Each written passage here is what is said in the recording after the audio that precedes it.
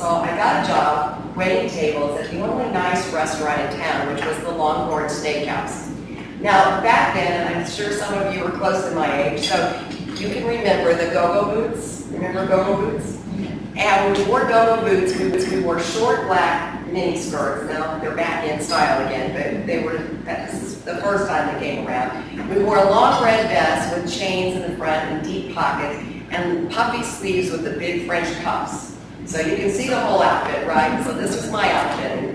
And I remember coming home one night from work and sitting down on the couch, pulling the chips out of my pockets, laying them on the coffee table, and I did pretty well, for a small town restaurant, and all this cash, and I pulled off those go-go boots, and I was rubbing my feet, and I said to my mom, there has to be an easier way to make a living. Now, I will tell you this much, waiting tables was the best experience in customer service I ever got, and my hat is off to people who do that job very well. Because there is a talent and a skill certainly involved in that. But I decided to think of another way to make money. So I was a majorette and I knew how to twirl a baton. So the light bulb went off and I thought I could give twirling lessons.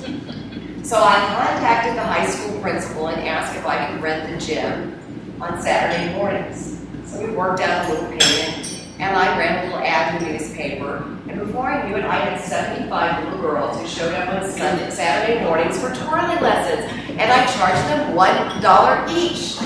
Now I was making $75 a week. So I recognized, this is a pretty good gig I got going on here.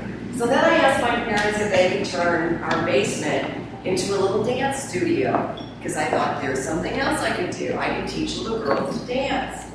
So I opened up Miss Susan's dance studio, and I taught classes, ballet, tap, and jazz a couple nights a week. Well, then some of the parents started coming to me saying, you play the piano. Would you teach my son or daughter how to play the piano? So I agreed to take on a couple of students, but I quickly made a very important lesson in business, or learned a very important lesson. I learned the importance of volume. Because I realized that in half an hour with one piano student, I could make about $5. But in that same half an hour teaching dance students and having 5 or 6 in a class, I could make $25 or $30. Let's see, which one am I going for? So I got rid of the one-on-one, and I continued, I think, through the rest of my career, always having this thing going on inside of me and looking for ways to make money. Very entrepreneurial. But my parents, who grew up in the Depression, and my father, who didn't even have a high school education, and my mother, who'd only been able to take a couple courses at college before her husband went off to the war. And their whole thing was go to college, get a good education, and then go to work for a big company, because they're going to take care of you forever, and you can rise up in the ranks and you'll retire with a gold watch. So I did what they said. I went to college, and actually I was saying earlier this morning when I was speaking to the faculty about liberal arts education, because I love liberal arts education. I think it is so critical, and I feel really sad when I see people trying to pigeonhole young students into a certain area, because I think you should expand your horizons and learn as much about as many things as you possibly can. So here I was at Columbia College, and I was taking all these different courses in fashion merchandising, and sociology, and shopping center management. And, I was taking voice and music, and so Polly Batterson was my counselor, and she sat me down once and she said, Susan, you're going to have to graduate one of these days. So what is your major going to be? And I said, well, I don't really know. And I said, what do I have the most hours in? Well, it turned out, despite the fact that I had studied music and actually at one point aspired to be a concert pianist, I had taken history and political science all throughout college, every chance I could get. She said, well, you've got all these hours in history and political science. And I said, that's my major. So I ended up majoring and graduating from Columbia College and got out at midterm in December. And I graduated, and my dad looked at me and said, well, that's about like getting a degree in recess. Now go find a job. Well, in those days and age, 1980, he was about right, because everybody was looking for the business majors and finance backgrounds and all of that. And So the first job I got was as a receptionist at a school in St. Louis called the Broadcast Center, which was a vocational training school that taught people basically how to do radio production and be a DJ. And back then we were still splicing tape together. So I was answering the phone. "Hi, this is the Broadcast Center. Can I help you?"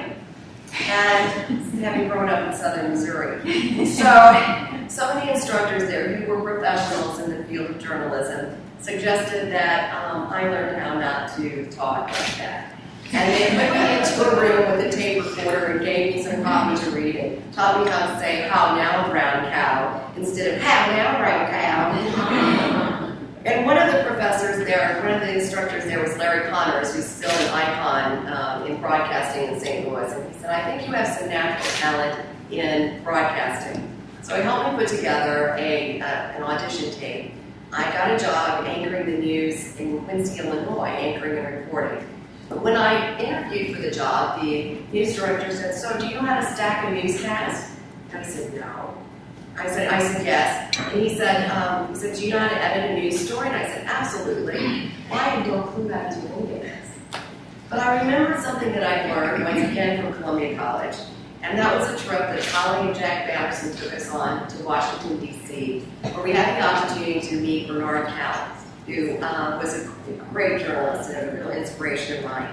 And in this conversation, he says, journalism skills can be taught, but education is something that you really have to learn. And I listened to that and I thought, I can learn the technical aspects of journalism, but my education will give me the broad sense of what are the issues, how do I tell a story, how do I find the story. And it did serve me well, and I'll give you one quick example.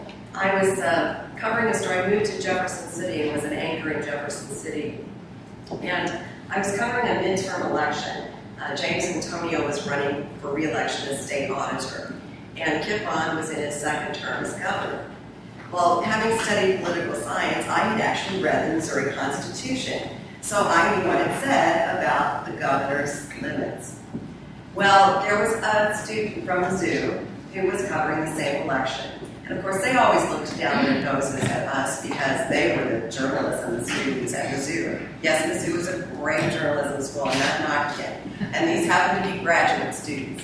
So I got my little interview with James Antonio, and I was waiting in line behind this graduate student who was interviewing Governor Bond. And she said, "So, Governor, how will the outcome of tonight's election affect your re-election campaign in 2 years?" He stopped. He looked at her. Only Kit can give this look. He looked at her and he said, "Well, I can't run for re-election in 2 years. The Missouri Constitution prohibits it." Now, if I had made a mistake like that, it would be all over tomorrow's headlines. But since it's you who made that foolish mistake, it will be on the cutting room floor. And I just cringed. I don't even think this girl got it. But anyway, I realized there how important this liberal arts education actually was. So I spent my time in broadcast journalism, went to corporate America, joined what was back then Southwestern Bell, which then there was divestiture, everybody went their way, and then it became SBC, and now everybody's working at Happy Family again. But anyway, I went to work at Southwestern Bell, and then the entrepreneurial bug bit me. And I started my own advertising and PR firm. And I was doing very well until my biggest client went bankrupt.